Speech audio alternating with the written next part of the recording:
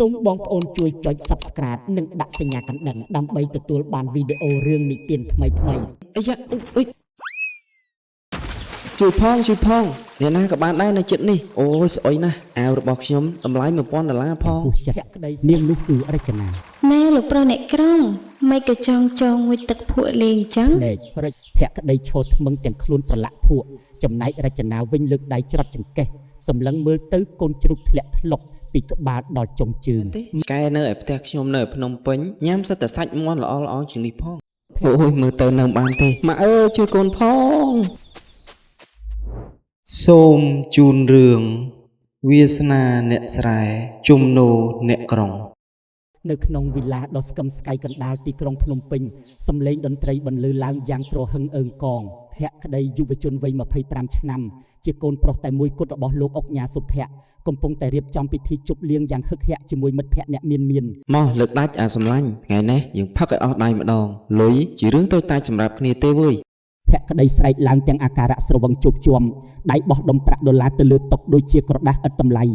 ជីវិតរបស់ភក្តីស្គាល់តែភាពស៊ីវិល័យឡានទំនើបនឹងការចាយវាយខ្ជះខ្ជាយគាត់តែងតែមើលងាយអ្នកដែលក្រជាងនិងគិតថាមនុស្សខំប្រឹងធ្វើការព្រោះតែពួកគេល្ងងប៉ុន្តែរាត្រីទឹកឃ្មុំរបស់ព្រះបុត្រាអ្នកមានរូបនេះត្រូវបានបញ្ឈប់ភ្លាមនៅពេលដែលលោកអុកញ៉ាសុភ័ក្រដើរចូលមកដោយទឹកមុខមាំខុសពីធម្មតាលោកបញ្ជាឲ្យបិទភ្លេងរួចបណ្ដេញភ្ញៀវទាំងអស់ចេញទៅលោកប៉ានេះលោកប៉ាធ្វើអីហ្នឹងខ្ញុំកំពុងតែសប្បាយផងភក្តីរអ៊ូទាំងមិនពេញចិត្តលោកអុកញ៉ាសុភ័ក្រសម្លឹងមើលកូនប្រុសដោយការខកចិត្តយ៉ាងខ្លាំងរួចបោះការបូបសម្លៀកបំពាក់ចាស់មួយទៅលើឥដ្ឋភក្តីឯងអាយុ25ឆ្នាំហើយក្រោយពីចាយលុយបំផ្លាញគេឈ្មោះខ្ញុំតើឯងអាចធ្វើអីបានខ្លះចាប់ពីថ្ងៃស្អែកទៅឯងត្រូវទៅរស់នៅឯភូមិអូដំបងរយៈពេល3ខែថាម៉េចលោកប៉ាភូមិអូដំបងតើភូមិអូដំបងនឹងនៅឯណាលោកប៉ាវាជាកន្លែងកំសាន្តថ្មីមែនទេលោកប៉ាវាជាភូមិស្រែចម្ការដាច់ស្រយាលឯងត្រូវទៅរស់នៅទីនោះធ្វើស្រែធ្វើចម្ការចិញ្ចឹមជីវិតខ្លួនឯងបើឯងរត់ចោលជួរឬទ្រាំមិនបានមុន3ខែខ្ញុំនឹងកាត់ឈ្មោះឯងចេញពីបញ្ជីមរតកហើយប្រគល់ទ្រព្យសម្បត្តិទាំងអស់ឲ្យទៅមន្ទីរពេទ្យកុមារការធនាគារទាំងអស់ត្រូវបានបង្កកឡានទំនើបត្រូវបានដកហូតឯងមានតែសម្លៀកបំពាក់ធម្មតាពីកំ pl និងលុយសម្រាប់ជិះឡានឈ្នួលទៅទីនោះតែប៉ុណ្ណោះនេះប៉ាលេងសើចជាមួយខ្ញុំមែនទេបើគ្មានលុយតើឲ្យខ្ញុំរស់យ៉ាងម៉េចទៅប៉ាលោកអុកញ៉ានិយាយរួចក៏ដើរចេញទៅបន្សល់ទុកឲ្យភក្តីឈរថ្មឹងទាំងមិនទាន់ដឹងថានរកលោកីរបស់គេកំពុងតែចាប់ផ្ដើមព្រឹកព្រលឹមឡើងក្រោយពីធ្វើដំណើរតាមឡានឈ្នួលក្រឡុកក្រលាក់អស់ជាច្រើនម៉ោងភក្តីបានមកដល់ភូមិអូដំបងទាំងអាការៈក្អួតចង្អោរនិងទុនដៃទុនជើងផ្លូវលំដីក្រហមពោពេញដោយធូលីដីចំណែកសម្លៀកបំពាក់ប្រេនរបស់គេប្រឡាក់ទៅដោយដីហុយមើលមិនយល់ក្តៅក៏ក្តៅធូលីក៏ហុយនេះវាជាភូមិមនុស្សរស់នៅឬក៏ជាវារហោស្ថានទៅនេះលោកប៉ាកំពុងតែគិតអីណោះបានជាឲ្យកូនប្រុសតែមួយគត់របស់គាត់មករស់នៅឯភូមិដាច់ស្រយាលបែបនេះភក្តីរអ៊ូទាំងខឹងសម្បាដើរអូសវ៉ាលីកាត់តាមវាលស្រែ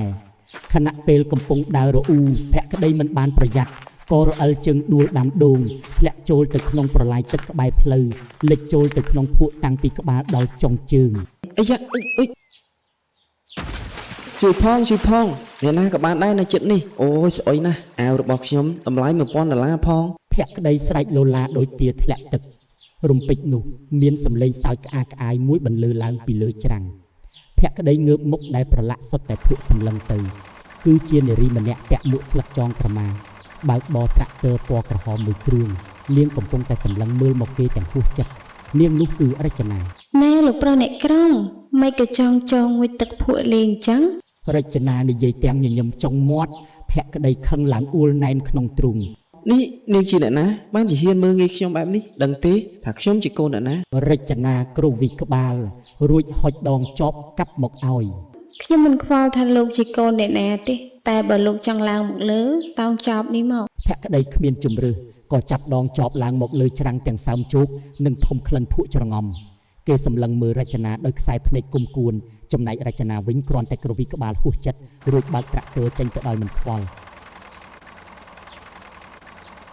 ភក្តីរាវរកផ្ទះមេភូមិដែលឪពុករបស់គេបានរៀបចំទុកឲ្យលុះទៅដល់ផ្ទះឈើខ្ពស់ស្រឡះមួយខ្នងគេក៏បានជួបមេភូមិ ប៉ុន្តែអ្វីដែលធ្វើឲ្យភក្តីស្ទើរតែទាំងបេះដូងនោះគឺរចនាស្រីជើងខ្លាំងដែលសើចចំអកគេអំបញ្ញមិញគឺជាកូនស្រីរបស់មេភូមិហើយគេត្រូវរស់នៅក្រោមដំបូលផ្ទះជាមួយនាងចាប់ពីថ្ងៃនេះទៅ អូក្មួយភក្តីមកដល់ហើយមែនទេ សំលេងបុរសចំណាស់ម្នាក់បន្លឺឡើងពីលើផ្ទះគាត់គឺមេភូមិសនជាមនុស្សចិត្តធម៌មើងម៉ាត់និងជាមិត្តភក្តិជិតស្និទ្ធរបស់ឪពុកភក្តី សូមជម្រាបសួរលោកពូជួយខ្ញុំផងមើលកូនស្រីលោកពូចោះឃើញខ្ញុំធ្លាក់ទឹកហើយបែរជាមិនជួយហើយសារចំអកខ្ញុំទៀត ភក្តីប្រញាប់ប្តឹងយកត្រូវភ្លាមរចនាពេបមាត់ លោកប៉ាខ្ញុំហុចដងចប់ជួយទាញគាត់ឡើងតាតែចរិតគាត់អ្នកក្រុងអំនួតពេកមកដល់ភ្លាមស្រែកលោឡាពេញវាលស្រែហ្មង ខ្សែភ្នែកពីរគូសម្លឹងប្រសពគ្នាទាំងមិនដាក់ភ្នែកភក្តីឈរថ្មឹងទាំងខ្លួនប្រឡាក់ភក់ចំណែករចនាវិញលើកដៃច្រត់ចង្កេះសម្លឹងមើលទៅកូនជ្រូកធ្លាក់ធ្លុកពីក្បាលដល់ចុងជើងមេភូមិសនសើចហួសចិត្តរួចងាកមកប្រាប់ភក្តី បានហើយក្មួយភក្តីតងូតទឹកដូរក៏អាវចេញទៅចាប់ពីពេលនេះទៅឯងត្រូវរស់នៅទីនេះច្បាប់នៅផ្ទះនេះគឺមិនធ្វើការមិនមានបាយហូបទេ ក្រោយពីងូតទឹកជំរះភក់រួចភក្តីត្រូវបង្ខំចិត្តពាក់ខោអាវក្រណាត់ឌីសេនិងអាវយឺតចាស់ៗដែលមេភូមិសនហុចឲ្យធ្លាប់តែពាក់អាវប្រេនរាប់ពាន់ដុល្លារមកពាក់អាវរមាស់រមាស់បែបនេះធ្វើឲ្យគេដើរអេសពេញទាំងខ្លួនដល់ពេលបាយល្ងាចភក្តីដើរមកតុបាយទាំងឃ្លានដាច់ពោះព្រោះមិនបានញ៉ាំអ្វីតាំងពីព្រឹកប៉ុន្តែពេលក្រឡេកមើលម្ហូបនៅលើតុគេសឹងតែហោះទឹកគ្រឿងមួយចានតូចលម្អដោយបន្លែព្រៃនិងត្រីអាំងក្រៀមពី3ក្បាលបាយដាំពីអង្ករសម្រូបពណ៌ក្រហម លោកពូនេះជាម្ហូបសម្រាប់មនុស្សញ៉ាំមែនទេឆ្កែនៅឯផ្ទះខ្ញុំនៅភ្នំពេញញ៉ាំសិតតែសាច់មាន់ល្អជាងនេះផង ភក្តីនិយាយដោយអំនួតនិងខ្ពើមរអើមផាំងរចនាដាក់វែកបាយចុះលើតុយ៉ាងខ្លាំង ណែបើមិនញ៉ាំក៏ហីទៅត្រីអាំងនិងបន្លែទាំងនេះប៉ាខ្ញុំនិងអ្នកភូមិត្រូវហាលខ្យល់ហាលភ្លៀងចេញទៅរកទាំងលោកប៉ាបើលោកគិតថាវាជាចំណីឆ្កែលោកដេកឃ្លានទៅចឹង និយាយរួចរចនាដួសបាយញ៉ាំយ៉ាងឆ្ងាញ់ពិសាដោយមិនខ្វល់ពីភក្តីពោះរបស់ភក្តីចាប់ផ្ដើមរោគ្រូបខ្លាំងទៅភាពឃ្លានបានឈ្នះមានអ្នកគេដាច់ចិត្តលូកដៃចាប់ស្លាបព្រាដួសបាយមួយម៉ាត់ចូលមាត់ លោកពូមិនក៏ពិបាកលេបយ៉ាងនេះលោកពូ ភក្តីធ្វើមុខជូរព្រោះមិនធ្លាប់ញ៉ាំបាយអង្ករសម្រូបដែលមិនបានខាត់ស្អាត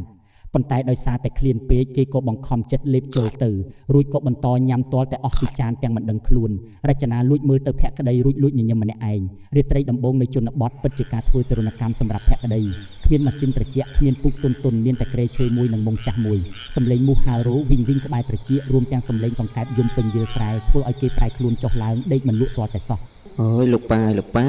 ហេតុអីក៏ធ្វើបាបកូនប្រុសបែបនេះមើលទៅខ្ញុំទ្រាំមិនបានទេខ្ញុំត្រូវតែរត់ ភក្តីគិតក្នុងចិត្តទាំងឈឺក្បាលភក្តីរងចាំរហូតដល់ពាក់កណ្ដាលអាត្រៀតពេលដែលគ្រប់គ្នាកំពុងលងលក់គេលបគ្របដើរចុះពីលើផ្ទះយូវ៉ាលីសម្លៀកបំពាក់បំរុងនឹងរត់ទៅផ្លូវធំដើម្បីរកឡានជិះត្រឡប់ទៅភ្នំពេញវិញប៉ុន្តែពេលដើរចេញពីរបងផ្ទះបានបន្តិចស្រាប់តែមានស្រមោលខ្មៅធំពីរស្ទុះចេញពីក្នុងងងឹតសម្ដៅមករកគេយ៉ាងលឿនវុសក្រហឹមសម្លេងឆ្កែយាមភូមិពីរក្បាលខំព្រោះសន្ធាប់ អូយមើលទៅនៅបានទេម៉ាក់អើយជួយកូនផង